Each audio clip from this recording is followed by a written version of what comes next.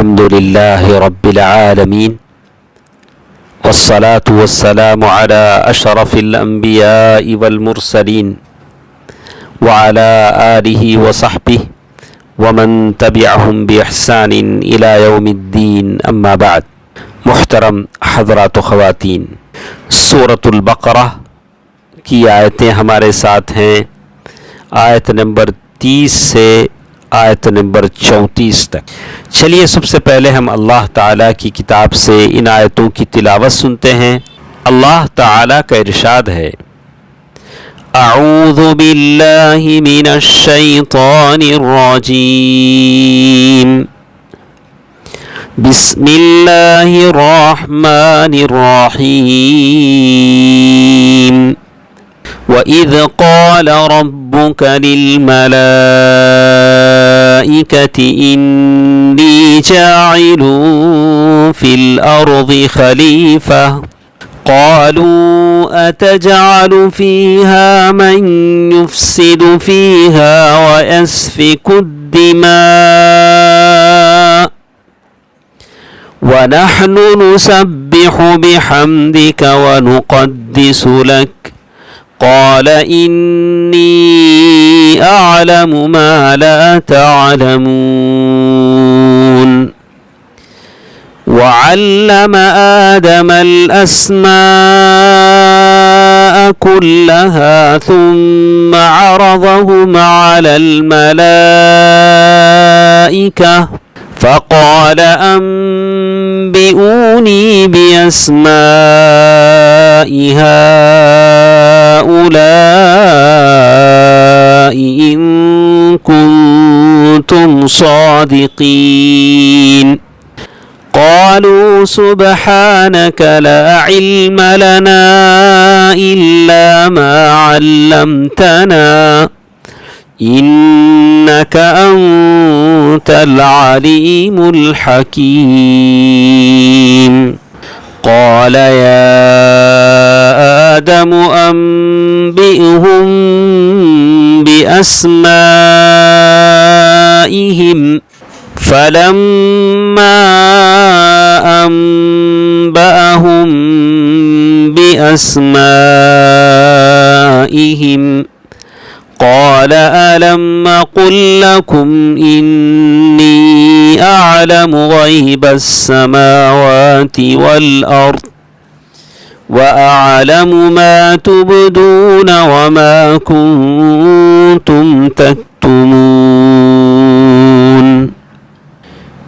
وإذ قلنا للملائكة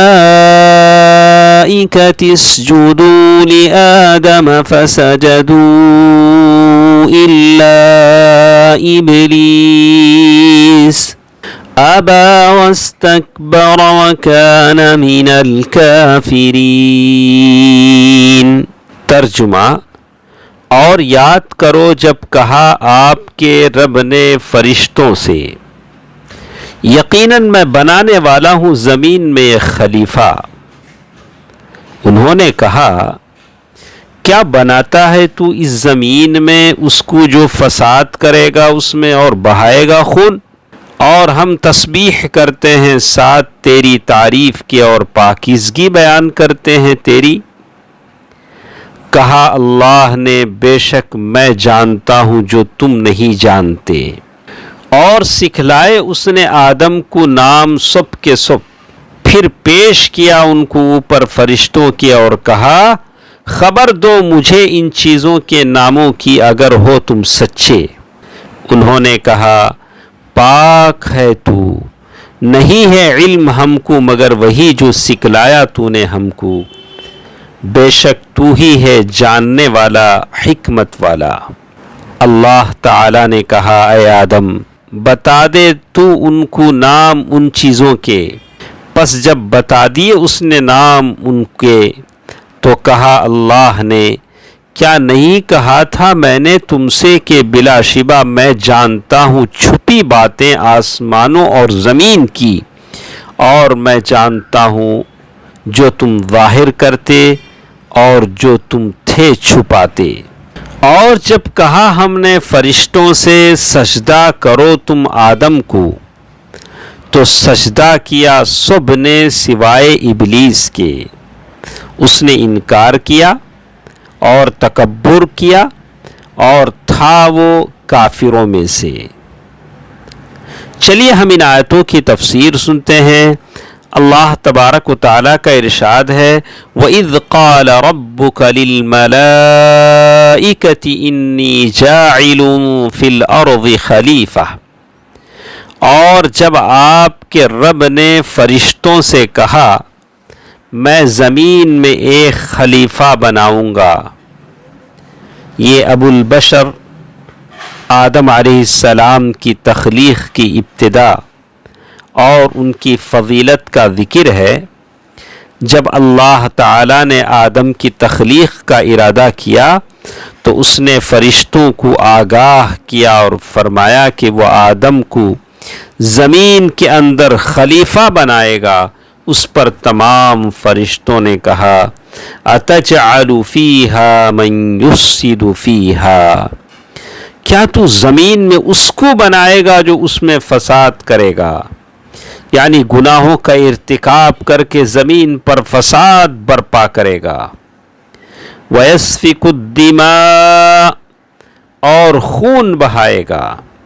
یہ عموم کے بعد تخصیص ہے اور اس کا مقصد قتل کے مفاسد کی شدت کو بیان کرنا ہے، اور یہ فرشتوں کے گمان کے مطابق تھا کہ وہ ہستی جسے زمین میں خلیفہ بنایا جا رہا ہے اس کی تخلیق سے زمین کے اندر فساد ظاہر ہوگا۔